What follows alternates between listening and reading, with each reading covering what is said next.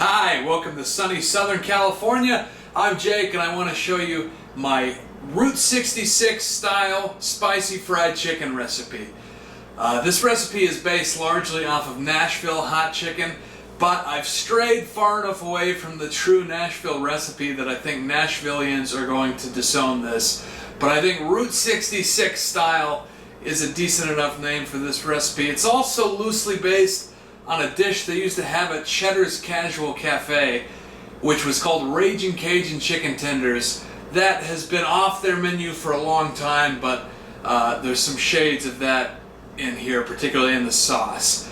So, first what you gotta do is start your brine. Now, for the brine, we're gonna want 1 cup of buttermilk, 1/4 cup of pickle juice, 2 tablespoons of hot sauce. I'm going to use this black garlic Carolina Reaper from the Heatonist, but anything will work. And 1 large egg. One time my grandfather gave me a glass of buttermilk, which I thought was going to be regular milk, and I was quite a shock. I thought he'd given me a glass of Elmer's glue. And I wonder if you could brine a chicken in Elmer's glue. It is non-toxic. Pickle juice is one of the secret ingredients in a lot of my recipes. This one is certainly no different. Brining chicken with pickle juice is a great way to make a chemical reaction which will allow the chicken to remain juicy while it gets fully cooked, which is hard to do with chicken breast sometimes. Once you got it whisked, you just want to drop your chicken in there.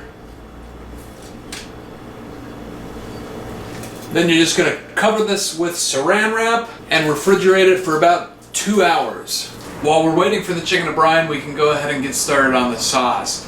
Now for the sauce, I'm going to melt a cup of butter and I'm going to mix it with a cup of hot sauce. I don't really love Frank's Red Hot, but you have to use so much of it that I don't want to waste anything better. Traditional buffalo sauce is equal parts butter and hot sauce. But this isn't traditional buffalo sauce. This is closer to that Ragin Cajun sauce. And if this were Nashville hot, it would just be hot oil and cayenne pepper and some other seasonings. But honestly, I think you can do a better sauce than that. I'm sorry, Nashville. I'm glad you guys have a chicken that you like, but I think you can top it. And one way is with this Ragin Cajun sauce. So, in addition to the ingredients in a standard buffalo sauce, I'm also going to add 2 tablespoons of red wine vinegar, going to add half a cup of hot water, and I'm going to add several tablespoons of a barbecue dry rub seasoning.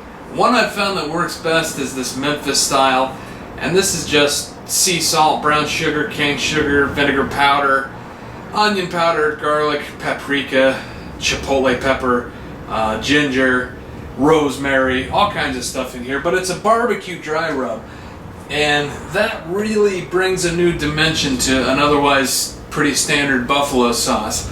I used to try to mix together buffalo sauce and barbecue sauce to try to approximate this Ragin Cajun sauce, but it was never quite there. And then I realized just adding the spices to a buffalo sauce is the closest I've ever been able to get to the Ragin Cajun sauce. Alright, and then you can pour that sauce into a large enough bowl to toss your chicken in ultimately. Ooh, it's bright orange, little red, very tangy. Ooh, it smells mouth-watering. Another thing we can do while we're waiting for the chicken to brine is get our pickled red onion ready. Now I've got 3 cups of water heating up in this kettle. You'll see why in a second. Right now I'm going to make a brine. For the brine, all we're going to need is some apple cider vinegar. Any kind of vinegar will work, I think. Any light colored vinegar.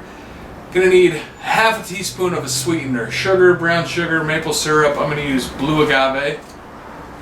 And a half a teaspoon of table salt. Alright, and while that water heats up, I'm just going to slice up this onion with a mandolin.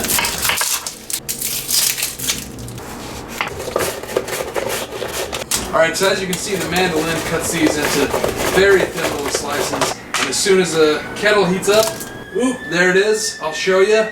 I'm gonna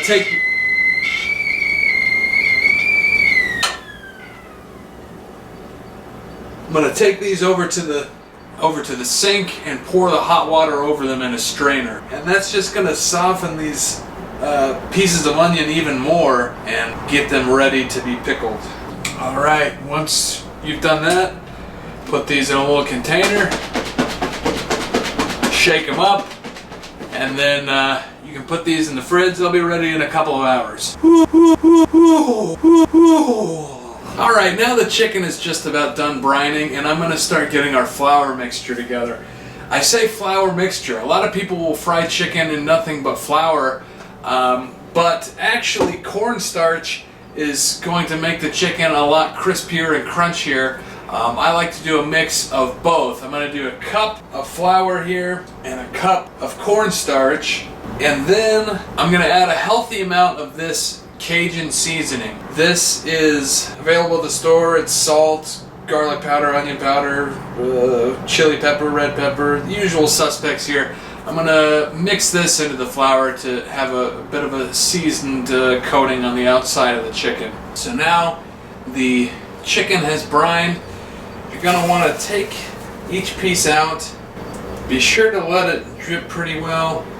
You can even use your hands to dry it off a little bit, and then you're going to set it down on a paper towel. You want it to be pretty dry, and you are going to dip it in this batter again. So it can stand to be pretty dry now, so that when it goes into your flour mixture, it's about as dry as you can get it.